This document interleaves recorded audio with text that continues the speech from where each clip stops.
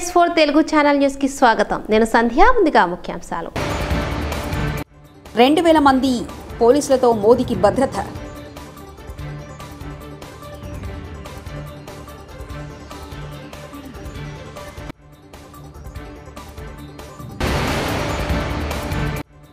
రాజకీయ కక్షతోనే రాష్ట్ర అధికార చిహ్నంలో మార్పులు. కేటీఆర్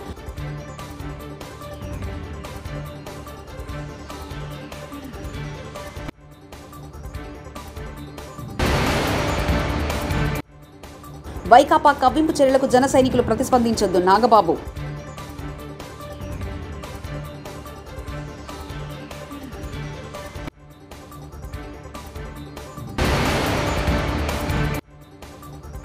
ఓట్ల లెక్కింపు రోజు అలజడి సృష్టిస్తే అరెస్టు చేస్తాం. సీఈఓ ముఖేష్ కుమార్.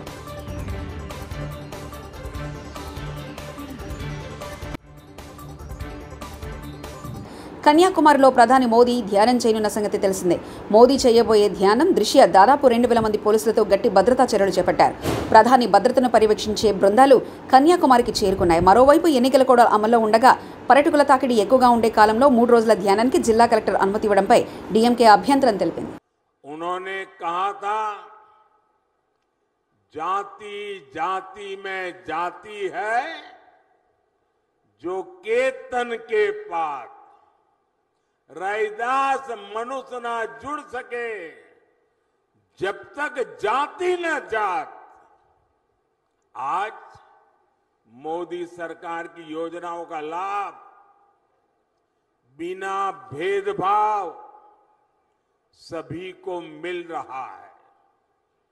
सभी को पक्का घर मिला, बिना भेदभाव सभी को मुफ्त गैस कनेक्शन दिए मिला, बिना भेदभाव सभी को शौचालय मिला, बिना भेदभाव सभी को बिजली कनेक्शन मिला, बिना भेदभाव ऐसी योजनाओं ने गरीब और दलित के लिए स्वाभिमान से जीना संभव किया है।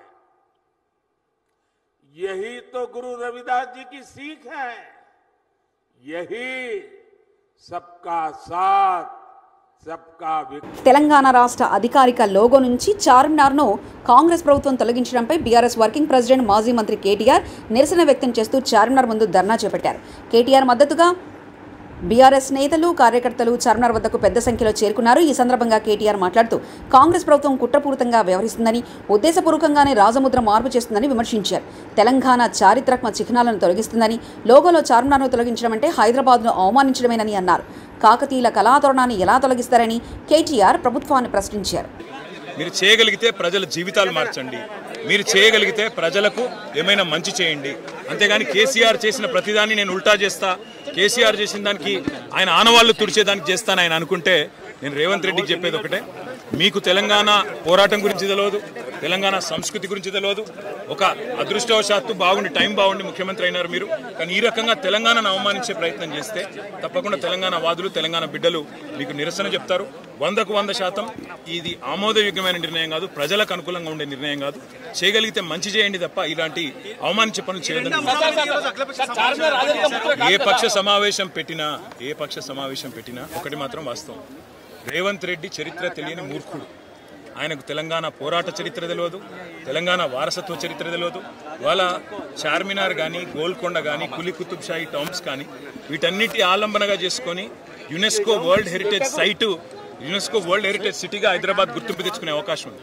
అట్లాంటిది రాజముద్రలోంచి చార్మినార్ తీస్తాను, కాకతీయ కళాతోరణాన్ని తీస్తాను అంటే మరి వారసత్వ సంపదను ఏ రకంగా ప్రభుత్వం పరిరక్షిస్తుంది, ఏ రకంగా గౌరవిస్తుంది అనేది ప్రజలు కూడా అర్థం చేసుకుంటారు. ఇలాంటి మూర్ఖపు నిర్ణయాలు ప్రభుత్వానికి మంచిది. తప్పకుండా పెట్టండి, మేము వద్దనట్లేదు. తప్పకుండా అమరవీరుల స్తూపం కానీ ఇంకా అద్భుతమైన ఇంకేమైనా తెలంగాణ సంస్కృతికి సంబంధించిన చిహ్నాలు ఉంటే పెట్టవచ్చు, తప్పేమీ లేదు. కానీ ఉన్న వాటిని తొలగించాలని నిర్ణయం ఏదైతే ఉందో అది మూర్ఖత్వం అని చెప్తాం. Thank you. తెలంగాణ కొత్త లోగో దాదాపు ఖరారైంది. గత 24 గంటలుగా హడావిడి జరిగిన సంగతి తెలిసిందో. అదిగో ఇదిగో రిలీజ్ అంటూ కాంగ్రెస్ నేతల మాటలు ఇక సోషల్ మీడియాలో అయితే ఇదిగో ఇదే ఫైనల్ అని ఫోటోలు తెగ వైరల్ అయ్యాయి. అయితే తెలంగాణ కొత్త రాజముద్ర ఆవిష్కరణ వాయిదా పడింది. తొలుత జూన్ 2న రిలీజ్ చేయాలని భావించిన కాంగ్రెస్ సర్కార్ ఇప్పుడు వాయిదా వేసినట్లు ప్రకటించింది. జూన్ 2న కాకుండా మరో రోజున రిలీజ్ చేయాలని రేవంత్ సర్కార్ నిర్ణయించింది. దీనిపై ఉన్నతాధికారులు సీఎం రేవంత్ రెడ్డితో సంప్రదింపులు జరుపుతున్నారు. అయితే తెలంగాణ గీతం మాత్రమే జూన్ 2నే విడుదల చేస్తారని తెలుస్తుంది. అయితే ప్రతిపక్షాలు, ప్రజా సంఘాలు, తెలంగాణ ప్రజల్లో ఓ వర్గం నుంచి వస్తున్న వ్యతిరేకతతో ప్రభుత్వం పునరాలోచనలో పడిందనే టాక్ కూడా గట్టిగానే నడుస్తుంది. ఏపీలో ఓట్ల లెక్కింపు రోజున వైకాపా దాడులు చేసే అవకాశం ఉందని జనసేన నేత నాగబాబు అన్నారు. ఆ సమయంలో జన సైనికులు సంయమనం పాటించాలని విజ్ఞప్తి చేశారు. వైకాపా కవ్వింపు చర్యలకు ఎవరు ప్రతిస్పందించొద్దని సూచించారు. కూటమిలో ఉన్నటువంటి ప్రతి నాయకుడికి, ప్రతి కార్యకర్తకి నా ధన్యవాదాలు. ముఖ్యంగా ఇవాళ కూటమి విజయానికి చేరువలో ఉంది. వైసీపీ పరాజయం అంచుల్లో ఉంది. సో ఎప్పుడైతే ఒక మనిషి పరాజయం అవుతాడు అని తెలియగానే ఒక రకమైన ఫ్రస్ట్రేషన్ ఉంటుంది. ఒక కైండ్ ఆఫ్ వైలెన్స్ చేయడానికి, గొడవలు చేయడానికి సన్నద్ధులు అవుతుంటారు. మీ అందరికీ నా విన్నపం ఏంటంటే, ముఖ్యంగా జన సైనికులకి, వీర మహిళలకి, నాయకులకి రేపు ఓట్ల లెక్కింపు సమయంలో మనం సంయమనం పాటించి ప్రభుత్వానికి, ఎన్నికల సంఘం వారికి, పోలీసులకి మనం చక్కగా సహకరిద్దాం.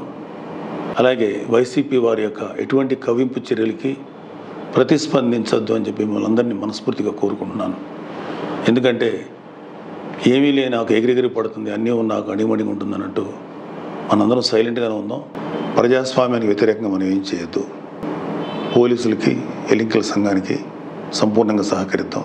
మన డెమోక్రటిక్ స్పిరిట్ని మనం నిలబెట్టుకుందాం. ఖచ్చితంగా రేపు రాబోతున్నది మన కూటమి ప్రభుత్వమే. కాబట్టి ఓడిపోయే వాళ్ళు చేసేటువంటి కవ్వింపు చర్యలకి, వాళ్ళు చేసేటువంటి అల్లర్లకి మీరు ప్రతిస్పందించొద్దు. తప్పులు చేసిన వాళ్ళు ఏపీ వదిలి వెళ్లేందుకు సిద్ధమయ్యారని తెలుగుదేశం పార్టీ నేత ఆనం వెంకటరామరెడ్డి అన్నారు. నెల్లూరులో నిర్వహించిన మీడియా సమావేశంలో ఆయన మాట్లాడారు. ప్రపంచంలో ఎక్కడున్నా తిరుమల తిరుపతి దేవస్థానం ఈవో ధర్మారెడ్డి జైలుకి వెళ్లడం ఖాయమన్నారు. బోర్డు సమావేశాల వివరాలను అధికారిక వెబ్సైట్లో ఎందుకు పెట్టించలేదని చైర్మన్ కరుణాకర్ రెడ్డిని ప్రశ్నించారు.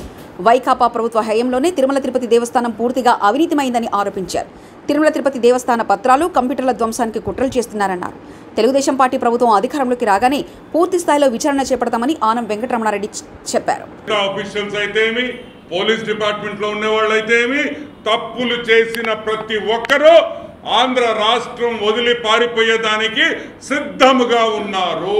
తిరుమల తిరుపతి దేవస్థానం టీటీడీలో ధర్మారెడ్డి గురించి మాట్లాడారు. వైఎస్ వివేకానంద రెడ్డి మర్డర్ కేసులో ధర్మారెడ్డి ఢిల్లీలో హోమ్ మినిస్ట్రీలో లాబియింగ్ చేసాడా లేదా, అవినాష్ రెడ్డిని బయటపడేదానికి ప్రయత్నాలు చేసాడా లేదా అనే విషయం మీకు చాలాసార్లు మేము మాట్లాడాం.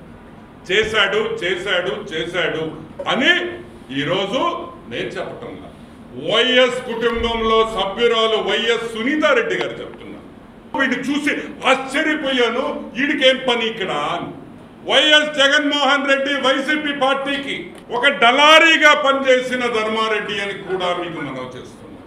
ఢిల్లీలో ప్రోటోకాల్ దర్శనాలు చేయించి, ఢిల్లీలో హోమ్ మినిస్ట్రీ కాడి నుంచి ఏ సెక్షన్స్ ఉన్నాయో ప్రతి సెక్షన్లో ఈరోజు జగన్మోహన్ రెడ్డిని, వైసీపీ నాయకుల్ని కాపాడేదానికి ప్రయత్నించిన ఈ ధర్మారెడ్డి టీటీడీ ఈవోగా ఎలా ఉన్నారని కూడా మేము అడుగుతున్నాం. క్రిమినల్ కేసులు ఉన్నాయి నీ మీద. ఢిల్లీలో ధర్మారెడ్డి మీద క్రిమినల్ కేసులు ఉన్నాయి, నేను బయట పెట్టా. దొంగ సంతకాలు చేసి దొంగ ఎఫిడవిట్లు ఇచ్చిన ధర్మారెడ్డి ఈరోజు ఏపీ గవర్నమెంట్ ఎలా కొనసాగించింది అని మేము ప్రశ్నిస్తున్నాం. టీటీడీ ఈవోగా మీరు పెట్టి నడిపిస్తారా?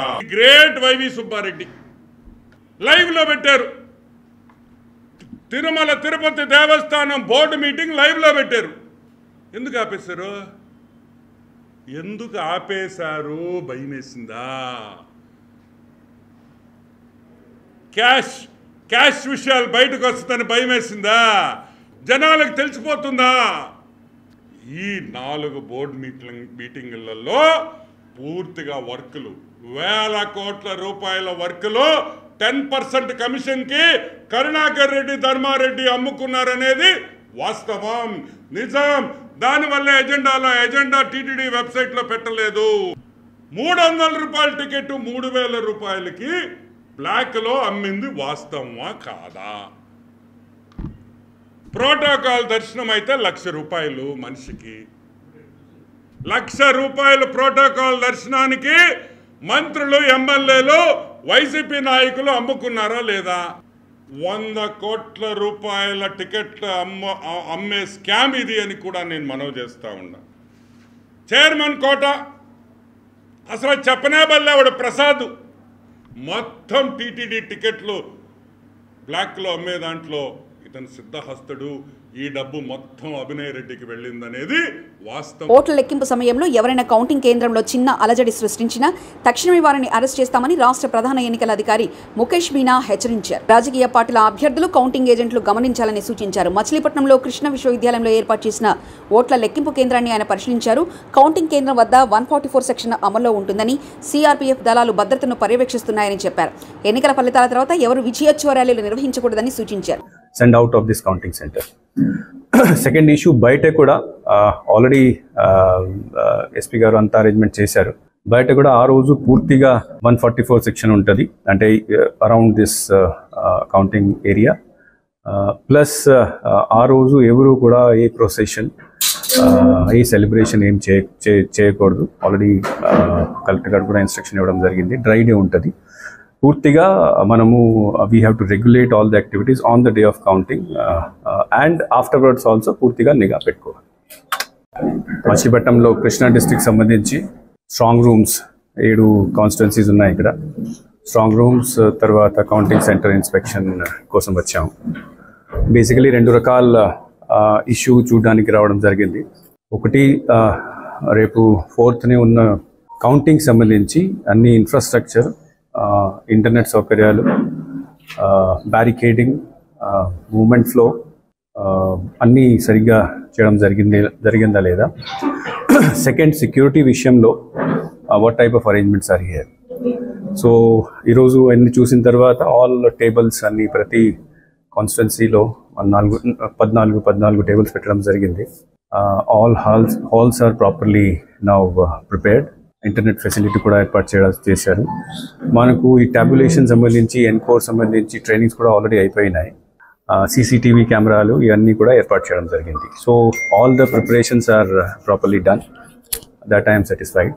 దీంతోపాటు సెక్యూరిటీకి ఇక్కడ మనకు సిఏపిఎఫ్ ఆల్రెడీ ఇక్కడ ఉన్నది, ప్లాటూన్ ఉంది. అన్ని స్ట్రాంగ్ రూమ్స్ కూడా వెళ్ళి చూడడం జరిగింది.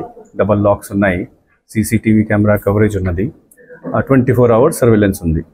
ఎన్నికల ముందు వైనాట్ 175 నినాదాన్ని గట్టిగా వినిపించిన వైసీపీ ఫలితాల సమయం దగ్గర పడుతున్న వేళ స్వరం మార్చిందా అంటే అవుననే సమాధానం వినిపిస్తుంది. వరుసగా రెండోసారి అధికారంలోకి వస్తామంటూ పోలింగ్ ముందు వరకు కాన్ఫిడెన్స్గా ఉన్న వైసీపీ నేతలను ప్రస్తుతం ఓటమి భయం వెంటాడుతుందట. అధికారంలో ఉన్నప్పుడు తాము చేసిన పాపాలకు శిక్ష అనుభవించాల్సి వస్తుందేమోనని భయపడుతున్నారట. పోలింగ్ ముగిసిన తర్వాత ఓటింగ్ సరళిని గమనిస్తే ఓటర్లలో ఎక్కువ మంది వైసీపీకి వ్యతిరేకంగా ఓటు వేశారనే ప్రచారం బాగా జరిగింది. దీంతో ఫలితాలు తమకు ప్రతికూలంగా వస్తాయనే టెన్షన్ వైసీపీ నేతలను వెంటాడుతున్నట్లు తెలుస్తుంది. అధికారం తమదేనంటూ విశ్వాసం వ్యక్తం చేసిన వైసీపీ నేతలు ప్రస్తుతం ఓటమి తప్పేలా లేదని అంచనాలు వేసుకుంటున్నారట. ఫలితాల సమయం దగ్గర పడుతున్న కొద్దీ వైసీపీ నేతల్లో ఆందోళన పెరుగుతున్నట్లు తెలుస్తుంది. ముఖ్యంగా కొందరు నేతలైతే ఫలితాల తర్వాత విదేశాలకు వెళ్లిపోయేందుకు ప్లాన్ వేసుకుంటున్నారన్న ప్రచారం కూడా జోరుగా సాగుతుంది. చెన్నై విమానాశ్రయాని కన్నా భిన్నంగా నగరానికి 2వ విమానాశ్రయంగా కాంచీపురం జిల్లా పరందూర్ పరిధిలో గ్రివెల్డ్ ఎయిర్పోర్ట్ రాబోతుంది. ఈ ప్రాజెక్టుకు 20,000 కోట్లతో చేపట్టాలని అంచనా వేస్తున్నారు. టెండర్లను ఆహ్వానించేందుకు ప్రభుత్వం కసరత్తు ప్రారంభించింది. ప్రస్తుతం లోక్సభ ఎన్నికలు కూడా అమల్లో ఉండడంతో ఈ గడువు పూర్తయిన తర్వాత పూర్తి స్థాయిలో రంగంలోకి దిగాలని చూస్తున్నారు. టెర్మినల్ 2 వైపులా రన్వేలు నిర్మించనున్నారు. నటుడు బాలకృష్ణ ఇటీవల ఓ సినిమా ఫంక్షన్లో వేదికపైనే ఓ నటిని తోసేయడంతో వైసీపీ శ్రేణులు విమర్శల వర్షం కురిపిస్తున్నారు. బాలకృష్ణకు సభ్యత, సంస్కారం లేవని, పిచ్చాసుపత్రికి మరోసారి తరలించాలని కామెంట్లు చేస్తున్నారు. వీటిపై టీడీపీ శ్రేణులు అటాక్ దిగాయి. తల్లిని చెల్లిని గౌరవించిన వ్యక్తి అధ్యక్షునిగా ఉన్న పార్టీ నేతలు అన్ని రంగాల్లో మహిళలకు పెద్దపీట టీడీపీ వేస్తుందని, టీడీపీని విమర్శించడం సిగ్గుచేటని అంటున్నారు. 2,000 మంది పోలీసులతో మోదీకి భద్రత.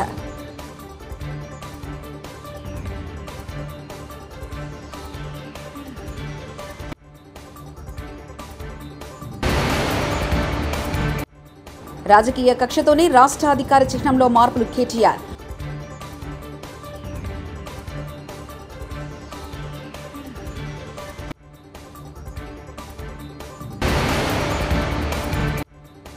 వైకాపా కవ్వింపు చర్యలకు జన సైనికులు ప్రతిస్పందించొద్దు Nagababu.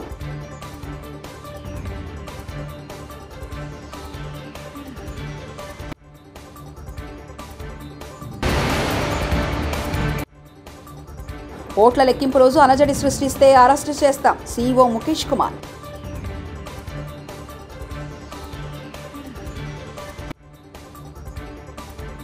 TS4 Telugu channel news ఇంతటితో సమాప్తం. చూస్తుండండి TS4 తెలుగు ఛానల్.